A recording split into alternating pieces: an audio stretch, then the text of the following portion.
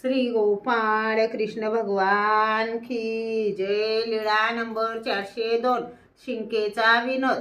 सर्वज्ञांच्या दर्शनाला एक महात्मे आले होते। थोडा वेळ बसले, मग निघाले। ते थोडे दूर गेले आणि सर्वज्ञांना शिंक आली। सर्वज्ञांनी सांगितले, महात्म्यांसमोर जर शिंक आली असती तर आपले महात्मे पण भंगले असते। महात्म्यांनी नियंत्रण असू द्यावे।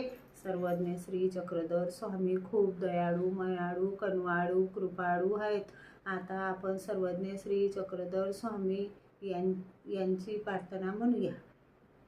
वसुदेवं सुतं देवं कंसचाणूरजनार्दनं देवकी परमानन्दनं कृष्णं वन्दे जगद्गुरुं सह्याद्रिशिखरी रम्य त्रियसूर्यनन्दनं तं वन्दे परमानन्दनं श्रीदत्तात्रेयं जगद्गुरुं फलस्तनगरे जातं धारावत्या निवासिनं नम्यं चक्रपाणितं जनकाजवीजनन्दनं नेमाम्बोध सांबोधं कानवानन्तनायका प्रभु नमामि गोविन्दं जीवा विद्या विभाजक पुत्रं विशालदेवस्य नित्यमुक्तिप्रदायकं मालनी परमानन्दनं वन्दे श्रीचक्रधर विभु त्वमेव माता च पिता त्वमेव बन्धु च सखा त्वमेव विद्या द्रविणं त्वमेव सर्वं मम देव पापोऽहं पापकर्माहं पापात्मा पापसंभवां त्राहि मां कृपया देव